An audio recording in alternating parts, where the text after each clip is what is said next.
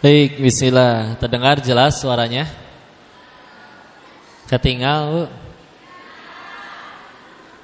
Sarehat. Kita buka dulu ya dengan doa. A'udzubillahi minasyaitonirrajim. Bismillahirrahmanirrahim. Rabbi shrah li sadri wa yassir li amri wahlul 'uqdatam min lisani yafqahu qawli. Rabbana zidna ilman warzuqna fahman birahmatika ya arhamar rahimin. Subhanaka la ilma lana illa ma 'allamtana innaka antal alimul hakim. Allahumma inna nas'aluka ilman nafi'an wa rizqan thayyiban wa amalan mutaqabbalan. Amin ya rabbal alamin. Bismillahirrahmanirrahim. Assalamualaikum warahmatullahi wabarakatuh.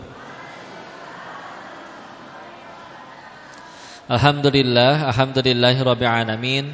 Alhamdulillahilladzi arsala rasulahu bil huda wa dinil haqq liyuzhirahu 'alad dini kullih. Segala puji hanya kepada Allah atas nikmat karunia dan kuasa-Nya kita bisa berkumpul di sini bersama hamba-hamba pilihan Allah ini, Masya Allah, yang solih-solihah. Semoga Allah tidak hanya mengumpulkan kita di sini, tapi juga kelak dalam surganya ya, insyaallah. Salawat dan salam semoga selalu tercurah kepada junjungan kita baginda Rasulullah Muhammad sallallahu alaihi wasallam beserta keluarga dan sahabatnya, dan semoga Allah sanggupkan kita istiqomah dalam meniti sunnahnya insyaallah. Salam takzim kami kepada para asatiz, alim, ulama, kiai, tokoh masyarakat, teteh, AA, Bapak, Ibu yang dirahmati Allah. Terima kasih diizinkan ngaji bareng di sini. Mudah-mudahan ada kebaikan yang bisa kita petik. Yang tidak baiknya silakan dibuang saja ya. Bismillah. Tema kita hari ini tadi dapat infonya membangun generasi Qurani ya. Masya Allah. Maka insya Allah kita harus yakin dulu bahwa Quran ini sanggup merubah, sanggup jadi faktor pembeda yang membuat kita layak mengimaninya ya. Maka banyak pintu masuknya, memulai dari mana? Tapi saya pengen mulai dengan bagaimana Al-Quran itu digunakan oleh manusia-manusia pilihannya dan membuat perbedaan yang luar biasa ya. Mari kita mulai dari sini. Setiap sirah nabawiyah selalu dimulai dengan bagaimana kondisi sebelum Nabi berdakwah ya. Biar makin kelihatan itu tuh ngaconya tuh kayak gimana gitu ya. Jadi jangan bayangin Arab di zamannya sekarang sama Arab zaman Nabi baru mau mulai dakwah sama beda ya. Sekarang Mas Haroleh ya ngomong gak pakai tajwid meren ya. Di sana dulu dimulai dengan berbagai macam masalah. Kok tapi di situ masih ada Ka'bah? Iya. Tapi orang-orangnya menyembah, di sekelilingnya tidak kurang ada 360 patung berhala, tidak kurang. Satu. Orangnya kayak gimana? Emosian, gampang marah, senggol bacok teh beneran ya. Gak cuman itu. Tersinggungnya satu orang, perangnya antar suku, antar kabilah. Ya, satu. Apalagi perbudakan masih banyak. Jadi dulu teh perempuan punten Bu bisa dijadiin kado, bisa dijual belikan. Kalau ada kawannya ulang tahun dikasih istrinya, silakan mau diapain aja, ada. Ya. Apalagi kalau ada ibu ngelahirin, dah dulu mah nggak ada USG ya, jadi nggak tahu cewek atau cowok, baru taunya nanti pas keluar. Maka kalau ngelahirin disuruh ngelahirinnya di kebun depan rumah, karena suaminya udah ngegali tanah. Kalau keluarnya bayi perempuan langsung nyemplung ke tanah yang udah digali, terus langsung dikubur hidup-hidup. Makanya sampai turun surat ke-81 At-Takwir ayat ke-9, di mana Allah berfirman, a'udzubillahi minasyaitonirrajim, bismillahirrahmanirrahim, bi ayyi dzambin qutilat, atas dengan dosa apa saya itu dibunuh. Kata Buya Hamka di tafsir Al-Azharnya, Beliau mengutip pendapat Ibnu Abbas radhiyallahu anhu. Karena di zaman itu ya kayak tadi, kalau ada bayi perempuan seperti tadi dikubur hidup-hidup. Jadi nanti dia akan bertanya di hadapan Tuhannya, dosa apa ayah saya teh?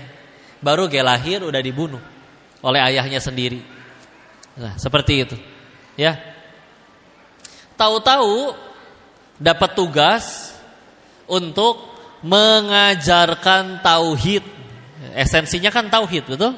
Berserah lillahi ta'ala. Kemana? Ke satu dunia.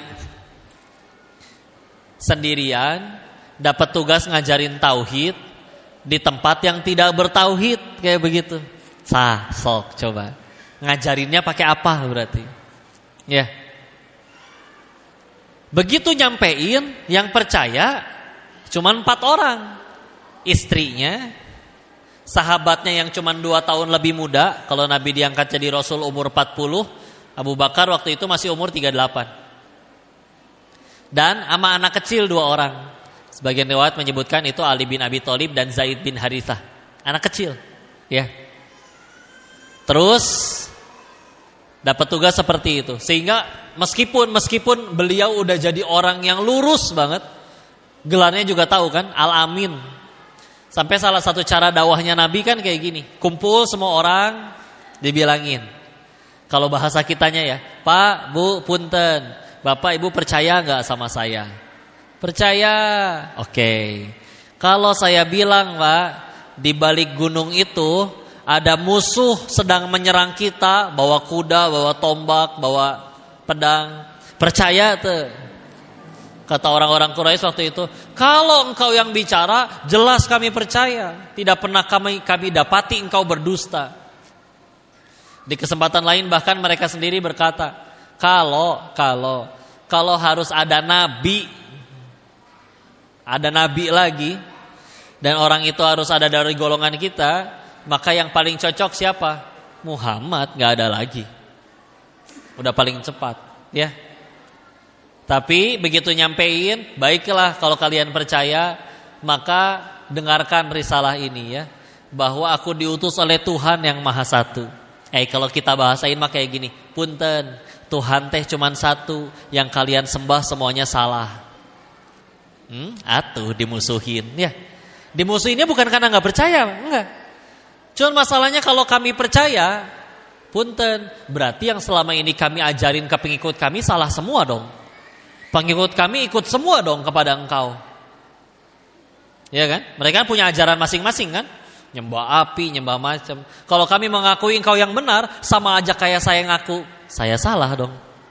Coba, posisi sudah amat sangat dihormati, dituakan, terus tiba-tiba ngaku, mohon maaf, yang sejauh ini puluhan tahun saya ajarin salah semua, saya ngarang, yang benar tuh beliau. Coba, berani nggak ngomong kayak gitu?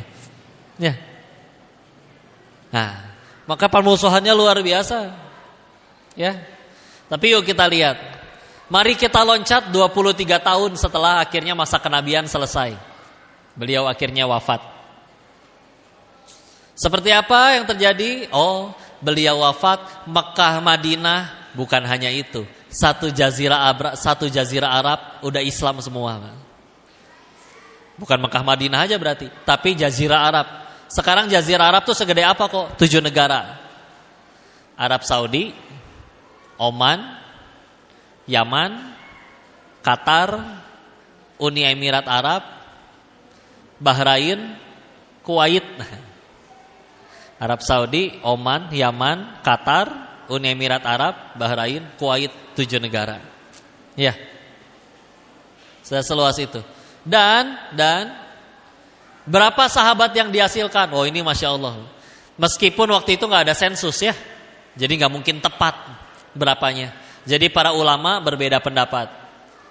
Misalkan Syekh Dr. Munir Ghotbad dalam kitabnya Tarbiyatu Qiyadiyah mengutip pendapat beberapa imam. Contoh penulis kitab Hilyatul Aulia, Imam Abu Nuaim, atau Imam As-Suyuti ya.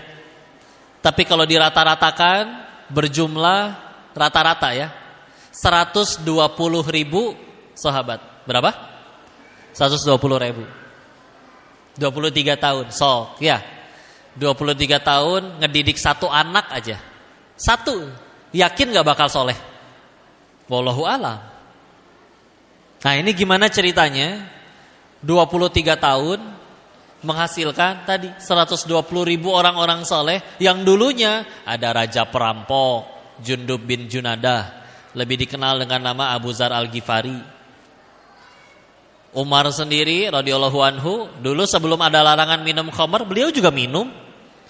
Ada yang nyebutin bahkan sehari 5 kali malah maboknya. Jadi kalau ada pemuda di Bandung maboknya masih seminggu sekali, masih cups gitu ya. Belum apa-apa. Enggak ada seujung kukunya. Ya. Seperti itu ya. Dan di kitab lain, kitab Ar-Rasul Al-Mu'alim, bahkan beliau menyebutkan musonifnya, kalau Rasul itu enggak punya mukjizat yang lain, melainkan hanya menghasilkan 120.000 sahabat tadi, tetap sanggup menobatkan beliau sebagai Rasul yang terbaik. Karena tadi, gimana ceritanya ini? Dan 120.000 ini nanti menyebar ke muka bumi, bukan sahabatnya yang dipengaruhi negeri baru, tapi satu sahabat bisa mempengaruhi negeri baru. Ya, nah segitunya. Maka yuk balik lagi. Kondisi awalnya kayak gitu, kondisi akhirnya sesempurna itu. Ngajarinnya pakai apa? Baca tulis waktu itu nggak bisa. Ya. Ingat ya, kalau dibilang baca tulis nggak bisa itu bukan berarti bodoh ya. Sekarang ini lagi banyak rame di media sosial terkait ya perdebatan antara Nasrani dengan Islam ya. Ada beberapa figur baru muncul yang sebetulnya pertanyaannya tuh terulang-ulang. Kayak dulu gurunya Dr. Zakir Naik, Syekh Ahmad Didat, juga pernah ditanya, masa kalian percaya sama seseorang yang kalian sebut nabi, tapi dia baca tulis aja gak bisa? Jawaban beliau, justru karena beliau gak bisa baca tulis, membenarkan isi dari Alkitabmu. Gitu. Dan beliau kutipkan ayatnya, bahwa memang ternyata bahwa risalah itu nanti akan diberikan melalui seorang malaikat yang justru ketika disuruh baca, dia akan berkata, aku tidak bisa membaca. Ya. Karena ini lagi live, biasanya kalau bicaranya perbandingan agama saya ditegur sama TikToknya. Karena memang bukan forumnya ya. Kemarin gini abis gak bisa live gara-gara ngomongin Palestina. Dicik ya mereka mah. Ngomongin kebenaran ditutup, ngomongin kebenaran ditutup. Ya. Tapi nanti silakan, itu jadi literasi ya. Tapi yuk lihat. Beliau mengawalinya dengan sendirian, hasilnya sebesar itu pakai apa ngajarinnya? Coba sok. Sedangkan satu harinya kita sama satu harinya beliau sama gak? Sama-sama 24 jam gak? Sama-sama perlu tidur? Rasul bukan robot, perlu tidur. Robot aja perlu dicas, perlu ganti baterai. Seharinya sama-sama 24 jam. Tidur perlu, makan perlu, suami iya, ayah iya, pemimpin iya, tokoh iya, imam iya. 24 jam sehari. Jadi itu kayak gitu. Bedanya di mana? Bedanya di berkahnya ya. Sehingga kadang kalau kita ngelihat satu harinya kita 24 jam sama semua orang, tapi kenapa mereka bisa punya prestasi, saya malah punya banyak utang? Mungkin ada yang salah. Betul? Tinggal gitu kan?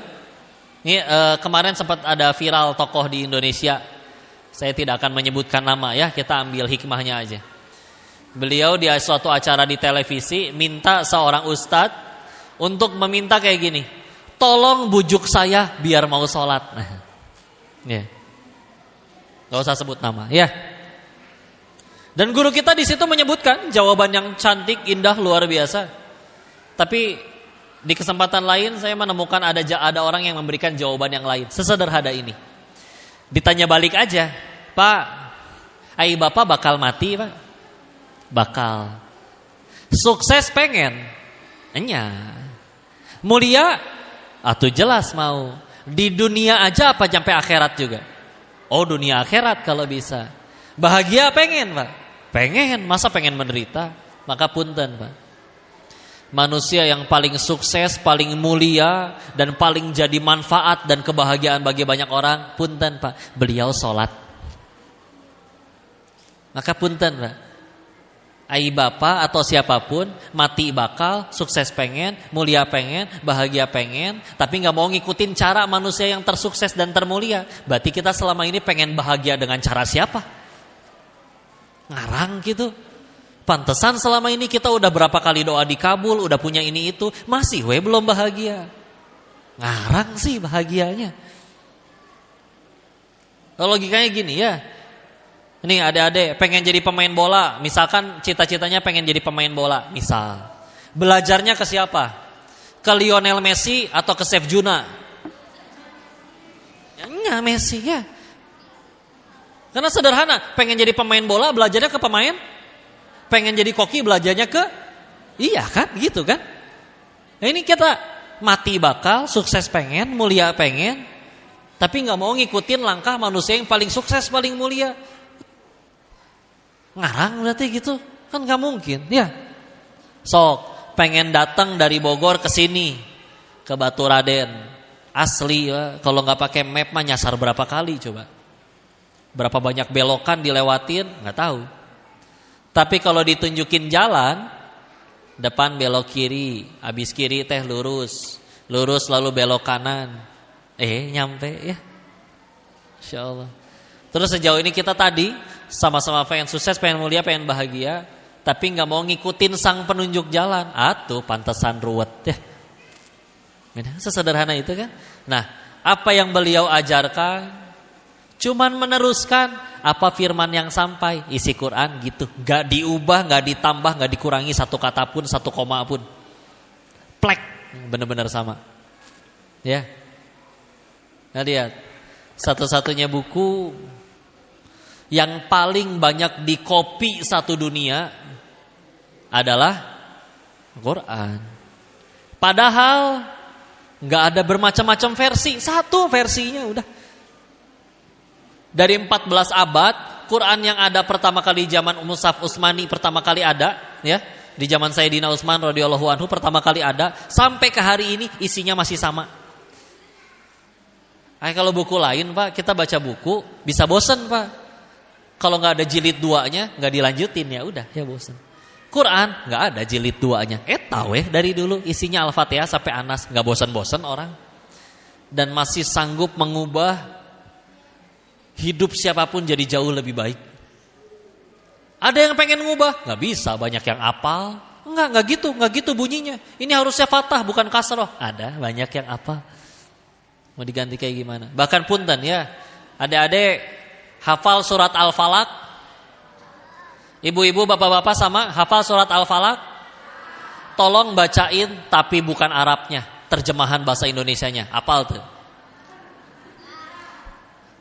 Padahal kita lancaran bahasa Indonesia daripada bahasa Arab, tapi bisa hafalan Arabnya. Masuk akal gak sih? Punten Bu, ada orang hafal Al-Baqarah Bu, bahkan 30 juz. Tapi terjemahan Al-Falaqnya gak tahu. Bisa gitu ya. Kalau bukan Allah yang nitipin mah itu. Makanya saya nggak aneh kalau ketemu kemarin di televisi sama Hafiz RCTI itu Naja Hudia yang duduk di kursi roda.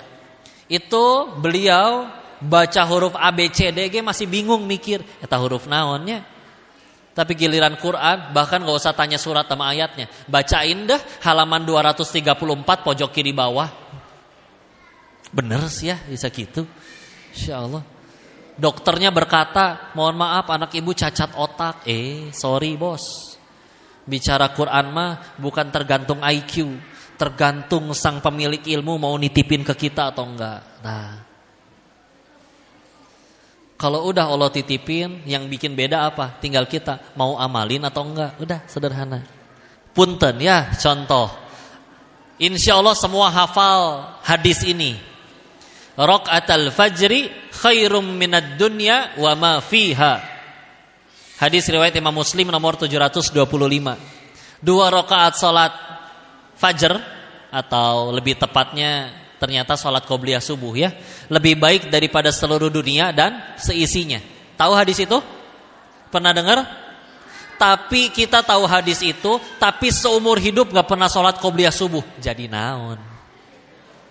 Rugi itu. Percuma enggak? Menuhin memori ya. Untung aja kapasitas otak teh gede ya. Ulama terdahulu menggambarkan kalau kayak begitu, kalau ada orang tahu ilmu tapi nggak pernah diamalin, ibarat ada keledai manggul satu karung buku. Bukunya manfaat tuh. Manfaat. Tapi dah keledai nggak bisa baca, maka si buku yang sebermanfaat itu bermanfaat nggak bagi keledainya? Enggak. Ya. Ngaji wae nggak diamalin. Kita kan bukan keledai. Betul? Nah kadang mah sederhana ya, punten taunya apa amalin, udah selesai. Sehingga punten ada santri nanya waktu itu, kelas 3 atau 4 SD masih kecil. Dia bilang kayak gini, kenapa saya udah jaga sholat 5 waktu, bahkan ditambah sunnahnya, tapi sehari nambah hafalan setengah halaman ge hese. Gak hafal-hafal, setengah halaman. Sedangkan lihat teman saya tuh, 5 waktu ge bolong-bolong, boro-boro sunnah. Kadang sambil maksiat, tapi sehari bisa nambah hafalan 4 halaman, sehari hafalan baru. Kenapa dia menghafalnya berhasil, saya menghafalnya gagal? Jawaban guru kami waktu itu, yang menghafalnya berhasil bukan yang paling cepat dan paling banyak. Terus apa? Yang karena hafalannya tambah takut sama Allah. Ya Allah, apalagi cuma sakitu-kituna, tapi nunduk, ya Allah dah saya teh banyak dosa. Mungkin karena banyak dosa jadi susah apal, jadi diamalin segitu-gitunya ge. Daripada misalkan apalnya 30 juz tapi sombong, enggak dijadiin imam, ngambek. Ya. Dijulitin. Dalam hati julitnya ge, halah nu kitu jadi imam alusan ge urang. Aduh, cilaka ya. Kalau dipanggil di satu acara tidak diperkenalkan, ya ini dia Fulan Al-Hafiz. Suatu ketika MC-nya lupa, ya ini dia Fulan. Nah, nggak ada Al-Hafiznya, ngaco MC-na. Ada yang salah, ya. Enggak, tuh ya kudu merubah, ya. Karena kalau misalkan sekedar, ya kayak tadi lah, keledai kuat ngangkut berapa karung buku juga, tapi nggak ada yang jadi manfaat bukunya. Maka yuk harus jadi manfaat, harus kelihatan, ya. Renungan selanjutnya, kita bayangin ini ya. Kok zaman sekarang mah canggih, segala macam kemajuan. Duit 1.500.000 bisa bawa pulang Xenia, cenah teh. Kumaha ceritana? Ya bunga lah, cicil, ya nggak? Riba. Nah pertanyaannya, kualitas manusia zaman sekarang, cenah teh, sama kualitas manusia di zamannya Nabi dan para sahabat, lebih bagus kualitasnya mana? Zaman sekarang apa zaman dulu? Padahal cenah zaman sekarang teh lebih maju. Bicara Quran, punten Pak. Sekarang masjid lebih banyak, bahkan bisa jadi ada masjid yang banyakan Qurannya daripada orang yang sholatnya. Gede masjid, Quran banyak, tapi nggak ada yang baca. Yang sholatnya sedikit. Ya. Bahkan insya Allah di handphone kalian masing-masing insya Allah ada Qurannya ya.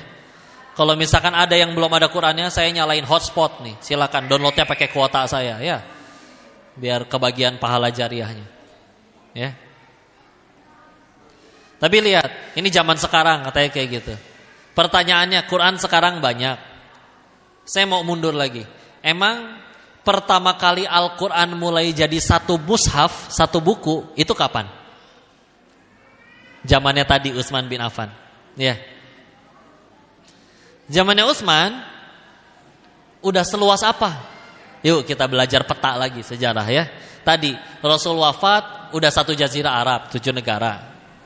Sekarang zamannya Utsman nggak cuma jazirah Arab, Persia udah, berarti Iran dan Irak udah. Sekarang Iran dan Irak ya. Negeri Syams sekarang kan 4 negara. Palestina, Suriah, Libanon, Yordania. 4 negara. Romawi bagian selatan udah takluk, udah Islam. Terus kemana lagi kok? Oh nyebar, Afrika Utara 5 negara. Urutannya dari paling kanan yang paling dekat sama Arab, Mesir, Libya, Tunisia, Aljazair, Maroko. Udah tinggal nyebrang tuh ke Spanyol. Daerah seluas itu, orang-orangnya pada jadi hebat. Punten, emang mereka pada pegang Quran. Tahu nggak? Di zaman Sayyidina Utsman, Al-Quran yang udah jadi buku itu berapa? Di negeri seluas itu baru ada 5 Quran. Berapa? 5. Ada yang nyebutin 6, tapi riwayat yang lebih rojih menurut guru kami Ustadz Budi Ashari baru ada 5. Ya. Terus kan balik lagi pertanyaan, tapi berarti mereka hebat karena apa? Iya, mereka sering tilawah nanaon udah nggak pegang Quran. Itulah bedanya ya. Tilawah kan sebetulnya kalau misalkan kata membaca dalam bahasa Arab, Iqra, bacalah. Tapi di Al-Ankabut ayat 45 bacalahnya pakai kata utslu, ya. Kanan bawah tuh utslu ma al-ayat selanjutnya. Sehingga itu juga jadi kalau di fiil amr jadi utslu. Nah, kan salah satu turunan katanya nanti jadi tilawah. Ya. Apa bedanya Iqra sama utslu? Sama-sama baca. Iya, sama-sama baca, tapi bedanya kalau utslu sehingga nanti jadi tilawah itu baca tapi sudah hafal. Iqra, ini ada koran kita baca, udah tinggal ikutin. Ada suara diikutin, ada bacaan diikutin. Sehingga berarti karena mereka hafal. Iya, mushafnya nggak pegang. Kok? Tapi sekarang kan juga banyak penghafal. Ini dia. Kalau sekarang yang penting hafal dulu. Artinya belakangan ngamalin apalagi. Ya. Itu. Kalau zaman itu mereka nggak mau maju menghafal ayat selanjutnya sebelum ayat itu selesai diamalkan. Nancep, udah diamalin, ya. Kan atuh, ya. Kapan kita kudu balik lagi? Padahal pernah ada waktu itu yang nanya ke guru kami, kok nggak bisa dong semuanya Quran lagi, hadis lagi, Quran lagi, sunnah lagi? Gimana ceritanya? Itu kan 14 abad yang lalu. Sekarang udah lebih canggih. Apa jawaban guru kami waktu itu? Oh gitu, sok, mangga, bawain masalah paling rumit zaman sekarang, silakan. Saya bisa bawakan masalah yang lebih rumit zaman dahulu dan udah selesai dengan Quran dan Sunnah. Maka beliau nambahin gini, kalau Allah mau, bisa nggak sekarang nabinya masih hidup? Bisa? Mudah nggak bagi Allah manjangin umur nabi sampai sekarang? Mudah. Atau mungkin dibuat ada nabi yang baru oleh Allah. Mudah? Kenapa Rasul sudah wafat? Karena beliau menjawab, karena sunnah yang sudah beliau ajarkan cukup untuk jadi petunjuk kita sampai hari kiamat. Beliau nambahin lagi, mudah gak bagi Allah sekarang dibikin Quran jilid 2? Sampai sekarang masih ada wahyu yang baru. Mudah? Tapi enggak kan? Sudah tidak ada lagi. Cukup Al-Fatihah sampai Anas. Kenapa? Karena kata beliau sama. Karena yang sudah ada di Quran cukup untuk jadi petunjukmu sampai hari kiamat. Tinggal pertanyaannya, mau diikutin atau enggak? Kok Iqra, bacalah. Enya sih baca, saya rajin baca komik, baca WA, baca komen, baca grup. Ya kan bukan itu yang dibaca. Ya. Kok makan babi siap, haram, harus dilarang itu mah, emang nggak boleh. Tapi Al-Baqarah 275 nih kok. Kalau saya nggak ngelanggar yang ini, saya kapan punya motor ya kok ya? Leasing we jadina ya. Iba. Itu punten lah.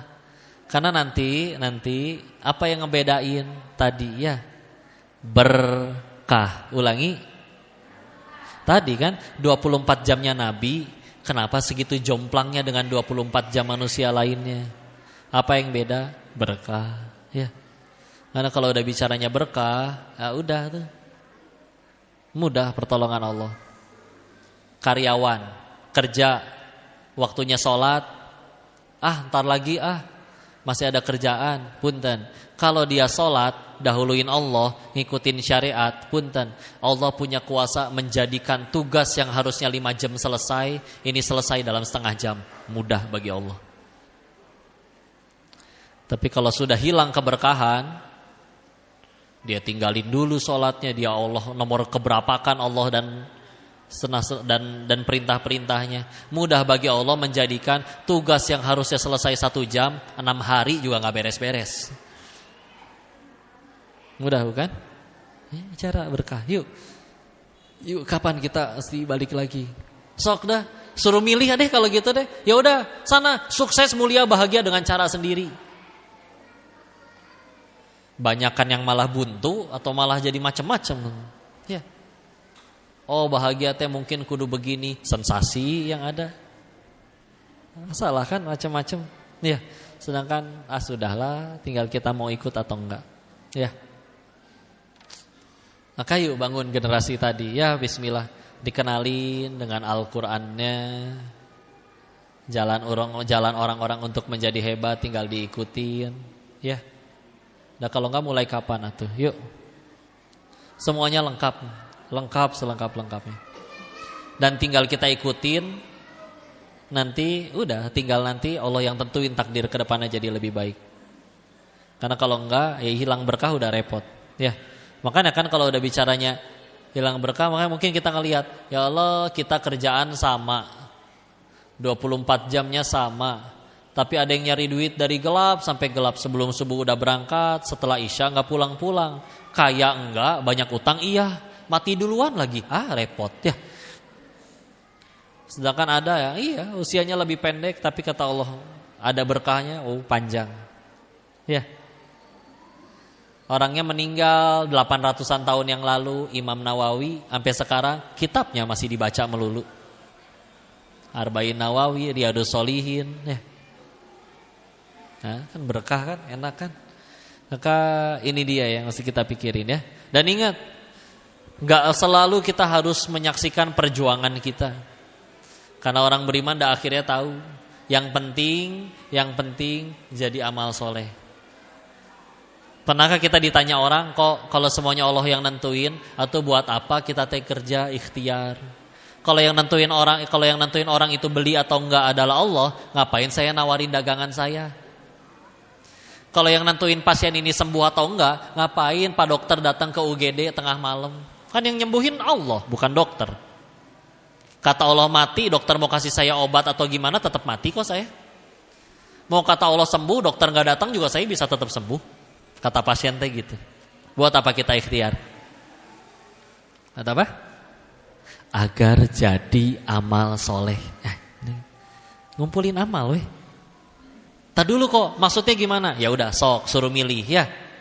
Seumur hidup seluruh keinginan dikabul. Tapi tidak ada satupun ucapan, tindakan, perbuatan yang jadi amal soleh yang Allah terima. Terus meninggal, bawa apa? Meskipun di dunia duitnya dapat, jabatannya dapat, popularitasnya dapat, tapi nggak ada satupun yang jadi amal, nggak bisa dibawa. Meninggal berarti bawa apa? Asa rugi, ya. Bandingin dengan orang yang kedua, dia terus saja berbuat baik, meskipun seluruh doanya lebih sering nggak dikabul, tapi setiap kali berucap, bertindak, berbuat, yang penting jadi amal soleh yang Allah terima. Yang penting kau suka ya Allah. Meninggal, dia kali itu yang paling banyak bekalnya. Meskipun di dunia dia yang difitnah, dia yang dicaci, dia yang dihina, dia yang diremehin. Gak rugi dah surga kita bukan di mulut orang, betul? Makanya itu yang juga jadi pikiran. Kenapa kita selalu bisa menemukan ada orang yang lebih kaya, lebih punya segala-galanya, tapi kok lebih menderita? Naik BMW, cerik wae. Hai ibu jalan-jalan, jalan kaki, cengengesan weh terus ya. Bu, di Thailand kami pernah menyaksikan ada istri minta cerai dari suaminya karena tidak dibelikan mobil yang kelima. Ajib tuh. Ya. Apa mungkin mobil ke-1 sampai ke-4-nya mobil Hot Wheels sebenarnya letiknya. Ya. Tapi nggak mungkin dah orang kaya, ya. Tapi saya yakin di sini di Baturaden ini pasti ada istri yang cuman dibeliin seblaknya udah bersyukur bahagia. Ada? Bahagia hirup teh ya, Masya Allah. Yang bedain apa sih? Isinya ya. Perkara seblak. Masya Allah bisa bahagia. Coba. Ya. Sehingga kita lihat misal ngelihat orang Ini orang kok bak-bak banget ya. Rela ngelakuin segalanya, berdarah-darah iya, terluka iya, banting tulang iya. Ternyata di akhir film, oh pantesan dia dapat 2 triliun. Oh oke, berarti ada yang dikejar. Tapi sok kita lihat, itu udah film ya, belum tentu nyata. Sok kita lihat kisah nyata. Lihat orang-orang soleh terdahulu. Para nabi misalkan. Soleh, pahala seueur. Dosa terampuni. Ujian lebih parah dari orang-orang. Dijahatin, iya. Dihina, iya. Dikatain gila, iya. Tapi tetap berbuat baik. Ngejar apa sih? Belain apa? Ngapain? Apa yang buat mereka tetap gitu? Tadi soalnya udah sadar. Yang penting jadi amal. Ya Allah, mangga saya mau diapain juga. Ya. Sok suruh pilih. Seluruh keinginan kita selalu dikabul. Cuman satu yang Allah gak mau kasih. Tidak ada tempat untukmu di surganya Allah. Mau? Selesai. Ya. Dibaliku Allah. Seluruh doa ibu hiji ge moal aya nu dikabul, Bu. Tah dijamin ibu nelangsa menderita. Tapi Allah cuma janji satu hal. Disediakan surga terbaik untukmu. Mau? Asli kan? Berarti aslinya yang paling kita pengen apa? Enggak. Buktinya tadi rela kehilangan ini itu. Dan jangan khawatir, Allah lah yang paling aturin berbagai macam cara. Yang penting kita bisa ke surga. Terserah Allah. Ada yang diuji di istrinya, diuji di mertuanya. Lalu keluarga udah lancar, diuji di ekonominya, diuji di tempat kerjanya. Terserah Allah. Dan Allah yang paling tahu kita kudu diuji dengan cara apa. Kan Allah yang bikin. Kita gak kenal sama diri sendiri. Sok jujur. Siapa di sini yang tahu ada jumlah giginya di mulut ada berapa, angkat tangan? Gak pernah ngitung ya? Sama ada saya gak tahu. Waktu itu ada sih yang sempat ngangkat, jawabnya bener lagi. Apa teh jawabnya waktu itu? Saya tahu kok, tinggal 2. Oh, pantesan tahu, gampang ngitungnya ya. Nin ya. Semoga Allah rahmati beliau ya. Iya kan? Kita jumlah gigi nggak tahu, jumlah rambut komodei, panjang usus, takdir 10 tahun ke depan nggak tahu. Udah mah kita tidak tahu, lalu yang maha tahu menetapkan ketentuannya pada kita yang tidak tahu. Terus kita so tahu, sempurna penderitaan brother ya. Sama kan, Dek, doyan permen nggak?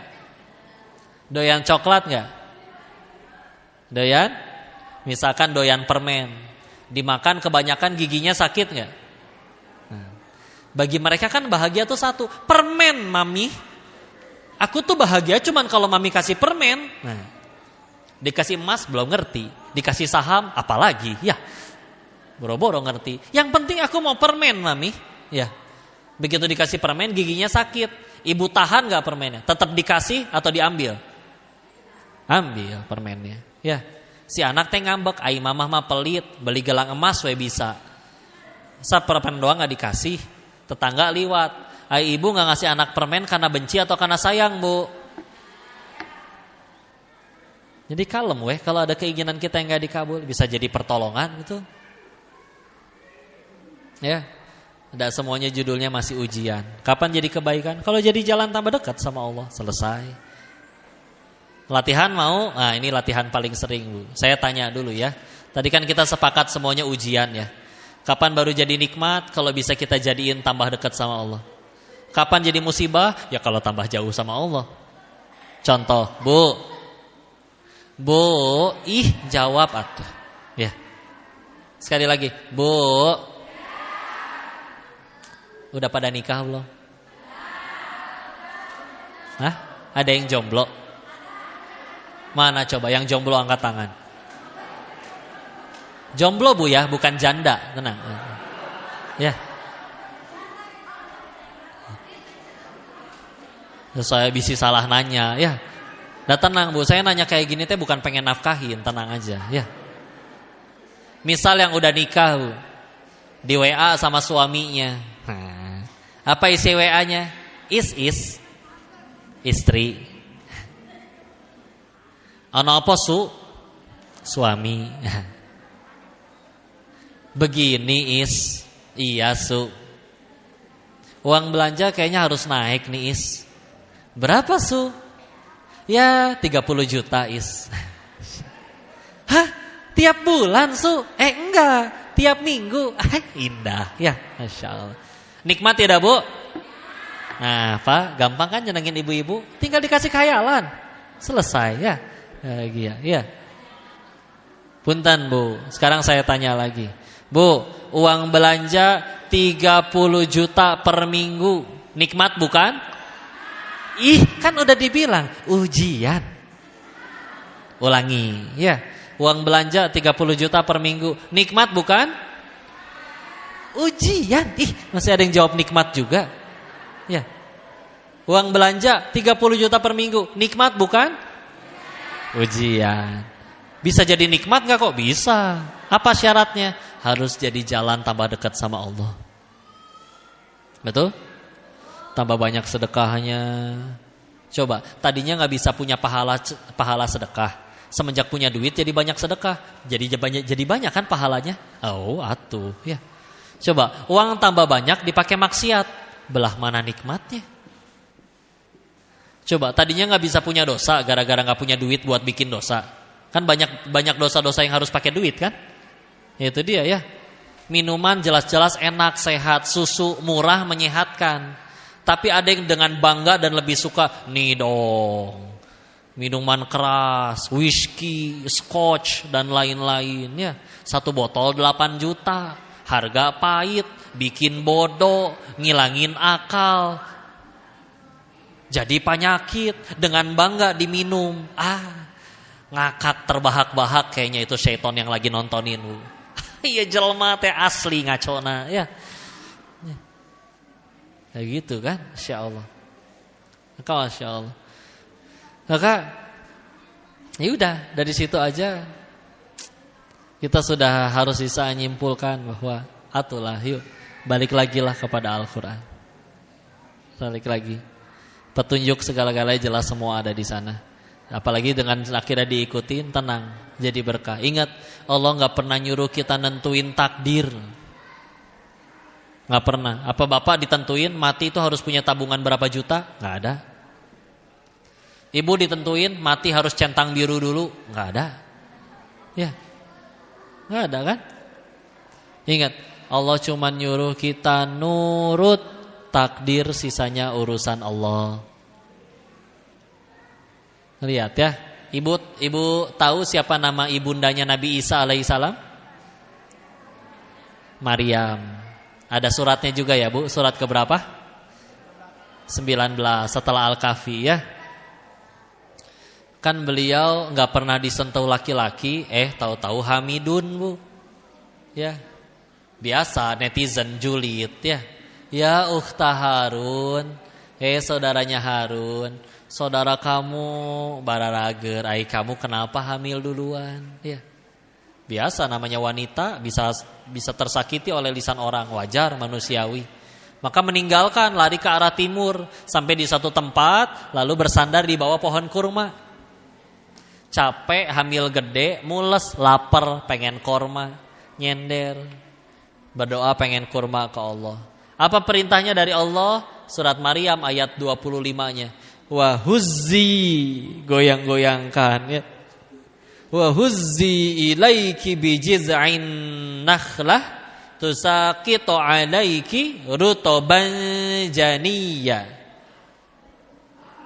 Ya, goyang-goyangkanlah pohon korma itu ke arahmu, entar rutopnya jatuh. Kalau baca terjemahannya doang mungkin kita skip. Tapi kata guru tafsir saya, beliau bilang kayak gini, ini ayat tentang tawakal kok. Lah mana tawakal nata? Sok coba lihat. Pernah ngelihat pohon korma yang udah gede berbuah? Ada yang pernah ke Timur Tengah? Segitu gedenya pohon korma, segede apa ya? Ibu apal tiang masjid TSM, segitu gedena, Ibu. Itu Masya Allah Bu, bisa segede gitu tuh pohon Bu. Sok pilih laki-laki paling kekar di sini, suruh goyang-goyangin itu pohon, demi Allah nggak akan jatuh kurmanya. Karena cara panen kurma bukan digoyang-goyangin, ya kudu naik, potong, ya. Sok ini gimana ceritanya? perempuan hamil gede, lagi mules-mulesnya, sendirian, kecapean, goyang-goyangin pakai siku, tenaganya segede apa sampai jatuh itu, Bu. Beliau juga pasti mikir, ya Allah, sekuat apa tenaga saya? Tapi orang beriman mah tahu, tugas saya nurut takdir urusan Allah, udah selesai urusan. Kata Allah jatuh, jatuh. Dan kita mah kadang suka nyerah duluan, betul, sama takdir. Apa? Ganti kepala cabang, peraturannya ganti. Ngaco, mendingan saya resign, keluar. Belum tentu kepala cabangnya aneh. Atau misalkan bapak ibu ngawarung, tetangga kelihatan ada mobil kolbun datang, teh gelas, sabaraha dus, ya masuk. Panik manggil si bapak, Pak, jangan-jangan tetangga sebelah mau ngewarung. Ngewarungnya dia belum tahu ngewarung atau enggak, udah panik duluan. Dikira Allah bakal ketiduran gitu terus lupa bagiin rejeki. Asli panik duluan ya. Segitu takutnya sama takdir. Punten, mentang-mentang udah kuliah gitu, udah pinter cenah teh gelar sarjana, doktor atau Pizza Hut delivery gelarnya PhD ya. Ada kan gelar PhD ya, Pizza Hut delivery. Ya. Terus jadi seolah bisa prediksi takdir gitu. Oh kalau kayak gini, oh ngaco. Pasti saya kalah nih, ngaco. Udah jadi gak berani ngapa-ngapain. Enggak. Takdir urusan Allah. Tugas kita cuma nurut. Kalau enggak apa kabar perang-perangnya kaum muslim? Kan kalah jumlah wae. Perang Badar 313 lawan 1000. Dan perang-perang yang lainnya. Gak masuk akal kan secara akal? Secara takdir? Enggak ada kaitannya. Takdir mah urusan Allah. Enggak nyambung. Matematika manusia sama takdir Allah tuh enggak nyambung. Iya. Enggak nyambung. Apalagi Nabi Musa alaihissalam begitu lahir kan Firaunnya dapat ramalan. Kamu akan digulingkan oleh anak muda laki-laki dari Bani Israel. Apa? Ya udah bunuh semua bayi laki-laki.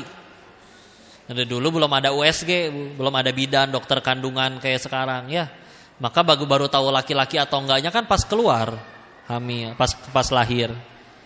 Tahu-tahu aduh laki, wah bakal dibunuh nih sama raja saya. Minta petunjuk ke Allah, ya Allah kudu kumaha. Dapat perintahnya malah anyutin ke sungai. Sok dipalitkeun kacai. Coba ibu lagi panik, anak ibu mau dibunuh raja, malah disuruh dipalitkeun.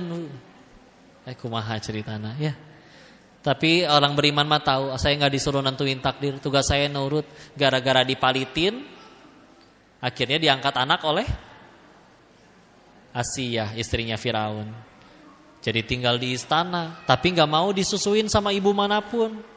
Kakak perempuannya Nabi Musa udah ngintilin ngikut tuh sepanjang jalan sungai. Pas akhirnya bayi ini diangkat anak dan nggak mau disusuin, dia ngasih info, ya. Saya tahu ibu yang anak ini pasti mau nyusu. Masa ajak dong ke sini. Ajak, ibunya beneran datang, disusuin, bener aja mau. Dah iya ibu kandungnya. Coba lihat tapi gara-gara dipalitin itu nurut sama Allah, lihat hanya beliaulah satu-satunya ibu yang nyusuin anak kandungnya sendiri tapi digaji pakai duit negara. Benar? Asli yuk. Nego malah, aduh ke istana teh kejauhan, boleh nggak dibawa pulang? Kalian bisa jenguk kok kapan aja. Oh boleh, ya udah antar mereka. Kalau zaman sekarang mah diantar tuh pakai naik Camry plat merah, kan punya pemerintah ya. Coba aman.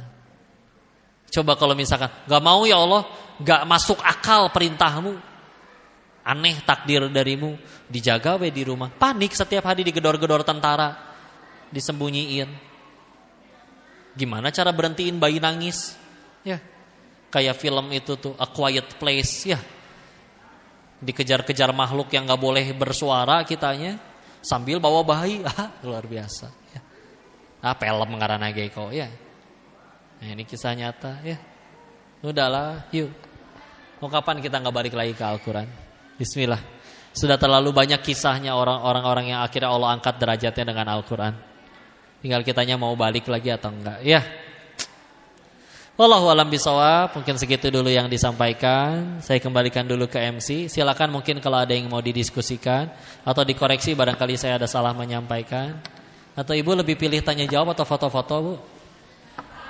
Ya udah berarti nggak ada foto-foto ya. Ya. Kembalikan. Siap. Foto. Baik, kita akan buka sesi tanya jawab Bapak Ibu semua. Dari Bapak-bapak dulu ada? Silakan. Nah, si A ini mah rajin, kemana kayak ikut berkali-kali lihat ya. Semoga Allah muliakan beliau. Waalaikumsalam warahmatullahi wabarakatuh. Ini Pak, apa pengertian generasi Qur'ani belum terangin? Apa? Pengertian generasi Qur'ani belum terangin. Pengertian generasi Quran. Pengertiannya, ya. Baik. Kalau ada hadis Nabi ya, yang disebut korn ya, yang akhirnya diterjemahkannya generasi terbaik, ya. Maka disebutkan di hadis itu generasi terbaik adalah zamanku, lalu setelahnya. Akhirnya itulah yang disebut generasi salafus solih, generasi orang-orang soleh terdahulu. Para ulama membatasi adalah orang-orang yang terlahir di bawah tahun 200 Hijriah. Ya. Nah, jadi kalau secara bahasa ya kurun ya generasi itu. Nah, tapi ini generasi Qur'ani yang ya tentu maka bersifat seperti apa yang diajarkan oleh Al-Qur'an. Ya, arti sederhananya mah itu ya, ya. Tapi ada satu ungkapan yang unik dari Imam Malik bin Anas. Tadi saya lupa menyampaikan. Ini gurunya Imam Asy-Syafi'i ya. Rahimahullah, beliau pernah menasihati yang artinya seperti ini. Siapapun, kapanpun, dimanapun, tidak akan mungkin bisa kalau pengen mengubah generasi jadi baik. Nah, udah ditegasin tuh. Siapapun, kapanpun, dimanapun, kalian pengen ngubah generasi jadi baik. Kata Imam Malik, mustahil, jangan ngimpi. Beliau tambahkan, kecuali dengan satu cara. Apa caranya? Dengan mengikuti cara yang diajarkan oleh manusia terbaik dalam mendidik generasi terbaiknya. Iya. Jadi kata Imam Malik tadi ya, siapapun kalian, dimanapun, kapanpun, jangan mimpi bisa ngubah generasi. Mau pakai cara pendidikan di Finlandia kayak, cara pendidikan di negara ini kayak, menurut profesor ini, enggak, mustahil kata Imam Malik. Kecuali satu doang caranya, yaitu dengan menggunakan cara sebaik-baiknya manusia mendidik sebaik-baiknya generasi. Iya. Udah, itu nggak ada pesaingnya. Ya, tinggal kita mau nggak ngikutin cara beliau didik ya. Udah kadang kita gampang silau ya. Sekarang saya nggak mau minum sambil duduk, minum sambil berdiri kok. Karena setelah mendengar penelitian profesor di Jepang, ternyata ketika sambil berdiri, ginjal ini nanti akan membuka katup, bla bla bla bla ya. Nabi udah duluan 14 abad yang lalu minum sambil duduk, nggak pakai penelitian siapa-siapa tuh. Udah ngikutin ya. Kita mah baru mau ngikut, nanti ada penelitian. Jangan gampang silau karena kita punya generasi sehebat itu gitu. Ya. Ada pernah lagi ya. Guru kami pernah cerita, ada guru kami mau berdakwah kajian untuk guru-guru di suatu sekolah. Maka telat karena tadi rapat dulu katanya. Maka guru kami nanya ke guru-guru yang rapat, tadi rapatin apa? Kami dapat kesimpulan bahwa kalau anak bersalah itu jangan dihukum, tapi diberikan sanksi. Kata guru kami teh, naon bedana? Akhirnya dijawab, sanksi itu sesuai dengan kesalahannya. Kalau hukuman gak sesuai, contoh gak bikin PR malah disuruh ngepel. Kalau gak bikin PR, tugasnya berkaitan dengan PR. Apa jawaban guru kami ya? Beliau jawab kayak begini. Kalian rapat tadi berapa jam? 2 jam. Kalian rapat 2 jam, patah hanya dengan satu hadis Nabi. Yang mana? Kalau anak udah berumur 7 tahun mulai ajarin sholat. Kalau udah berumur 10 tahun masih belum mau sholat, boleh disuruh dipukul. Tapi jelas bukan pukulan yang mengancam jiwa atau ninggalin bekas atau gimana ya. Coba, apa kaitannya gak sholat kenapa dipukul? Tapi itu metode nabawiyah. Bahkan di riwayat yang lain ada yang menyebut ini dari Nabi, ada yang menyebut ini dari Umar. Nasihatnya kayak begini, gantungkan cambuk di rumah agar anak-anak mengerti adab. Segitunya kok, bener. Tapi ini generasi yang menghasilkan orang-orang seperti Abu Bakar, Umar, Utsman, Ali dan para sahabat lainnya. Ya, ada caranya tuh. Meskipun kita tahu Rasul gak pernah nyambukin sahabat-sahabatnya, gak pernah memukul atau nyambukin istri dan anak-anaknya, gak pernah. Karena beda ya, ada metode. Yuk tinggal kita mau ikut atau enggak. Kalau sudah ikut bukan cuma sekedar jadi pahala, ada berkahnya. Dan berkah itu yang jadi perbedaan. Karena yang saya lihat di Thailand, iya orang teh pada kaya bandar judi teh. Tapi kalau berkahnya udah hilang, iya kaya anaknya kecanduan narkoba. Iya kaya anaknya di penjara polisi. Iya kaya istrinya main gila sama berondong. Berkahnya yang hilang. Jadi ketika akhirnya kita, gak pedulilah syariat, yang penting saya tambah kaya. Oh jangan heran kalau beneran tambah kaya, bisa. Tapi kan yang hilang bukan nominalnya, berkah. Kalau sudah berkah yang hilang, silaka brother ya. Nah, kalau pertanyaannya sederhana, generasi Quran ya udah orang-orang yang di dalam kurun waktu tersebut dia dekat dengan Al-Quran, menjalankan isi Al-Quran ya. Dan yang dari tadi kita bahas mudah-mudahan membuat kita kembali kepada Al-Quran. Gitu mungkin, barakallahu fikum, wallahu a'lam bishawab. Baik, alhamdulillahirabbil alamin. Ibu-ibu? Oh, ibu duluan ya. Mangga.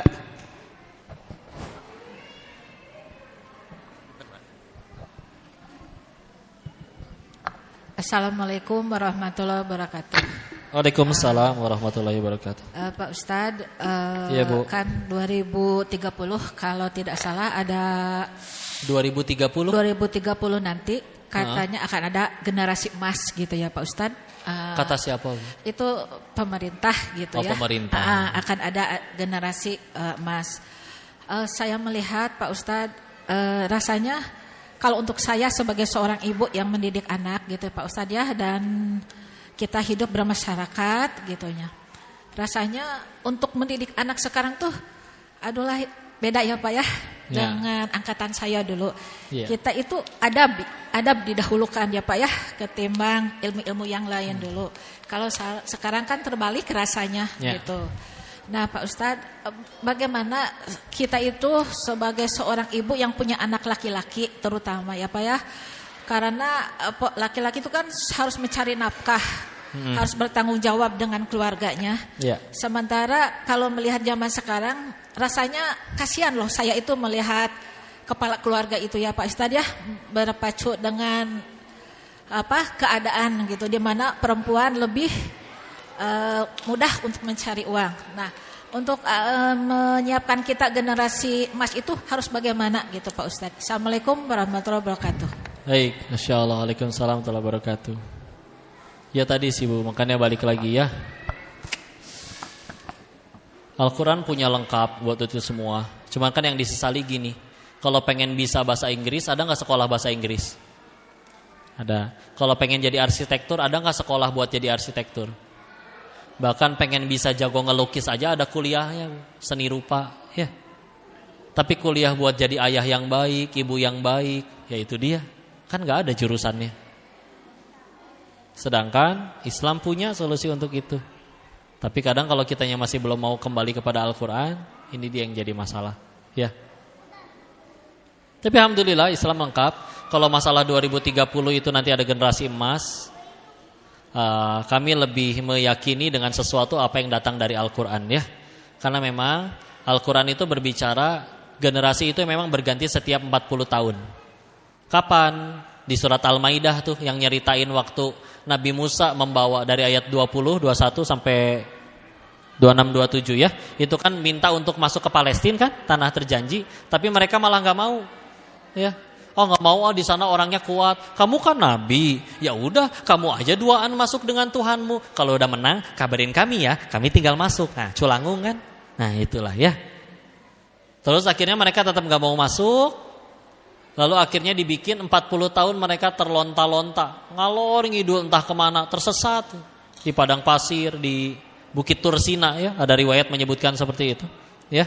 Sampai akhirnya setelah 40 tahun akhirnya mereka bisa memasuki Palestina. Tapi itu di zaman Nabi Musanya udah wafat, Nabi Harunnya udah wafat. Jadi memang setelah 40 tahun kan memang regenerasi ya. Nah setelah regenerasi itu barulah ada muridnya Nabi Musa yang dulu jadi muridnya Nabi Musa, namanya Yusha bin Nun. Dialah yang akhirnya berhasil membawa Bani Israel masuk ke Palestina jauh pertama kali ini, jauh sebelum Umar, jauh sebelum Salahuddin Al-Ayyubi, penakluk Baitul Maqdis pertama. Ya. Yusha bin Nun. Dan itu baru berhasilnya 40 tahun rentangnya. Makanya kalau ada, sebelumnya saya juga pernah dengar dari Syekh Ahmad Yasin, ya, mereka itu pendiri-pendiri orang-orang yang ngaji orang-orang yang berjuang di sana di Palestina, itu bilang 2027 insya Allah. Kenapa? Karena mereka mulai dari 87, 40 tahun kemudian 2027, ya, dan terbukti sampai sekarangnya nggak tembus-tembus. Kemarin kajian sama Ustadz Fatih Karim, ada nasihat ya, ada obrolan yang luar biasa ya. Beliau bilang kayak gini.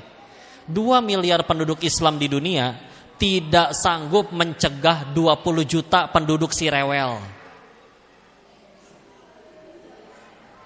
Si rewel, tahu kan maksudnya? Tapi si rewel yang 20 juta meskipun dibantuin sama Amerika, ya, tidak sanggup mengalahkan kota kecil yang penduduknya hanya 2 juta orang.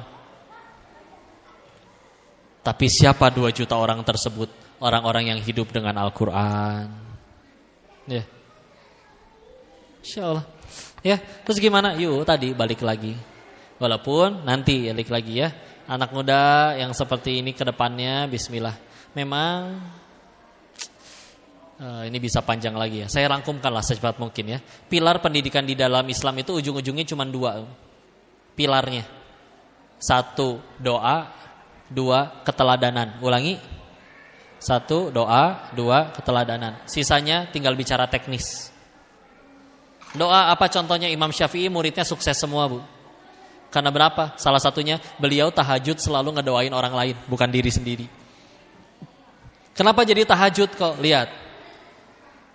Nabi waktu Iqra bismi rabbikal ladzi khalaq turun. Itu beliau Muhammad SAW diangkat jadi nabi atau rasul? Nabi. Karena di ayat Iqra bismi rabbikal ladzi khalaq Al-Alaq itu 1-5 belum ada perintah untuk berdakwah. Karena bedanya Nabi dan Rasul apa? Nabi dapat wahyu untuk dirinya sendiri, gak dinyampaikan ke orang. Rasul dapat wahyu untuk disampaikan ke umatnya. Ya. Kapan dong berarti jadi Rasulnya? Gak lama setelah itu turun surat Al-Muddatsir. Surat 74 ayat 1-7. Di mana ayat keduanya? Kum fa'anzir. Bangkit dan berikan peringatan. Nah, masalahnya tadi, ini gimana ceritanya berdakwah di hadapan orang kayak begini? Saya bekalnya senjatanya apa? Nah, turun surat 74, 73-nya. Muzammil, ya ayyuhal muzammil, qumil laila illa qalila, nisfahu aw yanqus minhu qalila, aw zid 'alaihi warattilil qur'ana tartila. Kum, bangkit ayat keduanya. Min laila illa qalila, dari sebagian malam kecuali sedikit. Nabi disuruh bangun malam, ngapain? Tahajud, sholat. Ini bahkan jauh sebelum Isra Mi'raj nih. Perintah yang 5 waktu belum turun, tapi Nabi ketika pertama kali dapat tugas seberat itu, bingung mau ngapain, minta tolong ke Allah, disuruhnya ngapain? Bangun kamu tahajud. Kok kenapa jadi tahajud? Ini doa yang luar biasa, Bu. Nah tadi Imam Syafi'i ngamalin. Almarhum Kiai Haji Arifin Ilham di Bogor, Sentul, Azikra, beliau pernah bilang kayak gini. Orang ahli tahajud itu akan Allah turunkan yang namanya haibah jalaliyah.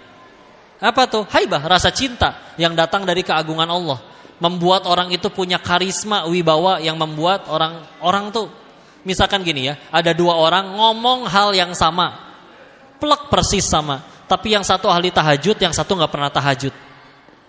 Allah punya kuasa menjadikan orang kok mau ngamalin ya, kalau gak dengerinnya yang si ahli tahajud. Perasaan saya udah pernah denger di ceramah lain, tapi kalau beliau yang ngomong, kok saya mau ngamalin ya? Kekuatan tahajud, ya. Itu doa satu. Karena kadang kita suka lupa ngedoain. Kadang saking mentang-mentang Allah Maha Tahu, jadi doanya gampang. Ya Allah, apal meureun. Amin. Colangung man. Nya Allah mah apal, tapi ulah kitu-kitu teuing atuh. Besoknya doa lagi, ya Allah, sarua jeung kamari. Amin. Culangung ya, kurang ajar. Naudzubillah. Nggak ada adabnya doa teh. Salawat dulu, ngadep kiblat dalam keadaan berwudu, memuji Allah dulu. Ini mah apal meureun. Ya apal ya. Yang kedua tadi ya keteladanan. Sehingga lihat tadi ya, Nabi ngedidik sahabat. Pernah ada sahabat yang kena pukul. Kalau sahabat pernah. Waktu menjelang Nabi wafat, kan beliau tanya, siapa yang pernah kena aku zolimi, balas saat itu juga. Ada yang angkat tangan kan, perut saya pernah kepukul. Oh balas, pukul perut saya sekarang. Waktu kepukul aku gak pakai baju. Nabi buka baju tuh, pakaian atasnya dibuka, kelihatan lagi diganjel batu karena lagi nahan lapar. Sahabat yang lain udah marah, tapi ternyata orang itu mukul Nabi atau meluk Nabi. Kenapa? Itu dia, karena Nabi itu teladan, dicintai, dikagumi. Punten, kita kadang insya Allah soleh tapi soleh sendiri, tapi belum dicintai. Kadang pernah kajian ya ke sekolah-sekolah, minta wali kelas tolong masuk ke setiap kelas, bagiin kertas ke anak-anak. Suruh ngapain? Kasih waktu 5 menit, tuliskan keutamaan orang tua kalian. Apa yang terjadi? Jangankan 5 menit, setengah jam juga itu anak-anak ngahuleng keneh. Naon alus nasi bapaknya. Beneran. Lagi sambil nulis dia nengok tangannya, biru keneh diciwit ku si mama. Ngelihat kakinya masih ada bekas kemoceng. Berat kan jadinya? Itu dia. Tapi ada sedikit sekali, ada anak yang sampai minta kertas lagi, Pak. Karena belum selesai menuliskan kebaikan orang tuanya. Masya Allah. Begitu dilihat, anaknya lebih cepat belajar, lebih beradab, orang tuanya juga jadi tokoh di masyarakat. Dan yang paling keren ketika ditanya, siapa idolamu nak? Ayah dan ibuku. Mengagumkan, itu luar biasa. Yuk jadi orang tua yang keren. Kadang kita mah soleh sendiri, betul? Kelihatannya, kok saya nyuruh anak saya sholat, tapi ngajak sholat muka kita ge cemberut. Waktunya sinetron bunga bahagia. Kan anak bisa ngelihat, betul? Apa yang bikin kadang anak susah nurut sama orang tua, atau mungkin istri susah nurut sama suami? Kenapa? Punten, karena punten biasanya anak atau istri itu tahu modal si bapak. Maksudnya gimana kok? Iya, di luar si bapak dicium tangannya, dikagumi, diminta nasihatnya. Di rumah, subuh ge 6:30. Ya, susah kan pengen nurut sama orang yang beda depan belakang? Ya. Makanya salah satu definisi orang yang ikhlas dalam beramal itu, ada orang, tidak ada orang, sama saja. Yuk jadi mengagumkan. Bukan karena surga kita di mulut orang, enggak. Tapi itu lebih memudahkan untuk dakwah. Anak ibu main handphone, ibu rampas handphonenya, ngadat ya. Tapi kalau ibu anaknya ngefans sama artis Korea misalkan, artis Koreanya datang ke Batu Raden, ngambil handphone anak ibu yang lagi main handphone, marah nggak diambil sama idolanya? Enggak. Yuk jadi idola makanya. Jadi idola, ntar malah jadi daftar boy band lagi si ibu ya, girl band, bukan idol yang itu ya. Tapi ayo jadi mengagumkan. Sisanya nanti Allah yang terusin, bismillah insyaallah. Ya. Semoga Allah jaga anak-anak ibu jadi anak yang soleh-soleha ya. Wallahu a'lam bishawab. Semoga bisa menjawab pertanyaannya. Cukup? Hah? Satu lagi? Ya sok mangga. Saya live-nya dimatiin dulu ya, lowbat soalnya. Asyik. Silakan. Maka silakan Ibu, Bapak ada? Kalau tidak ke Ibu saja ya. Siap. 6% lagi.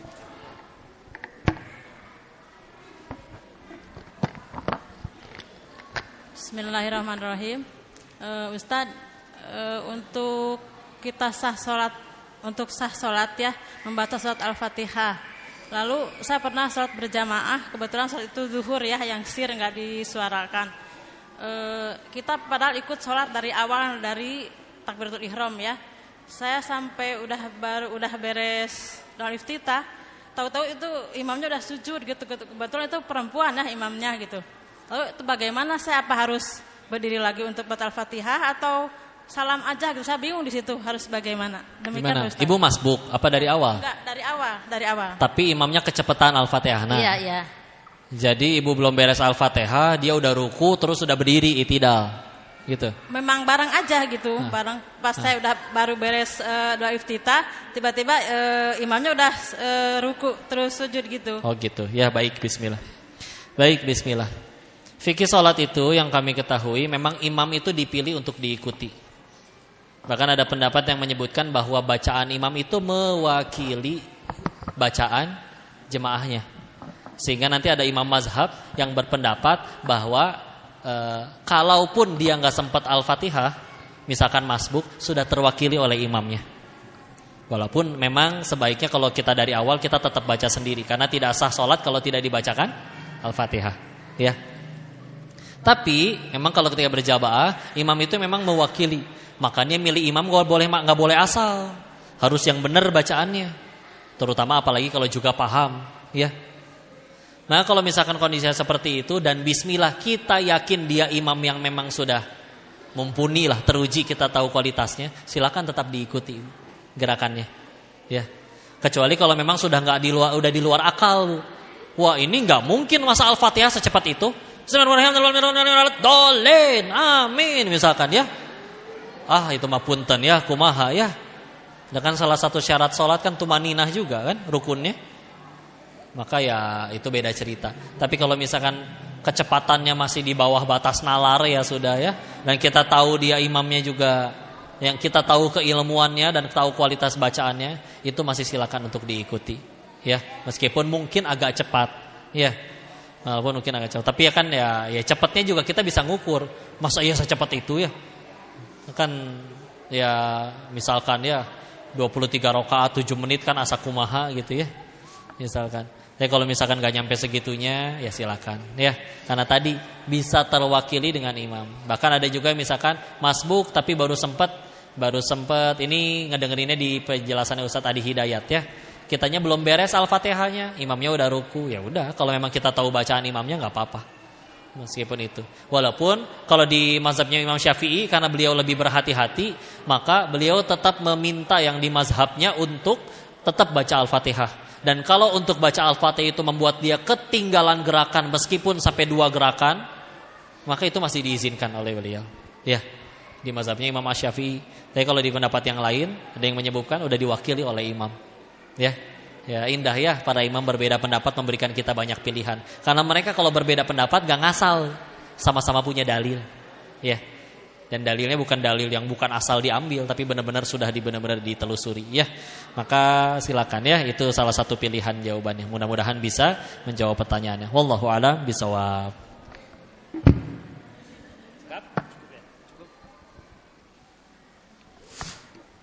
Baik, alhamdulillahirabbil alamin. Demikian Bapak Ibu semua, Ko Denis menutup perjumpaan hari ini, closing statement mungkin ya. Baik, ya. Ini ajalah nasihatnya. Pak, Bu, dan semua yang hadir, yakinilah suka tidak suka, mau tidak mau, cepat atau lambat, kita itu butuh Allah. Kita pasti nyari Allah. Maka pilihannya cuma 2. Mau datang kepada Allah dengan sukarela atau harus diseret dulu. Males ngaji lagi futur, paksain ngaji. Males sholat lagi futur, paksain sholat. Males zikir lagi futur, paksain zikir. Kenapa? Karena lebih baik kita maksain diri ke surga daripada sukarela ke neraka. Wallahu a'lam bishawab. Mudah-mudahan bisa ada kebaikan yang dipetik. Wallahu a'lam bishawab.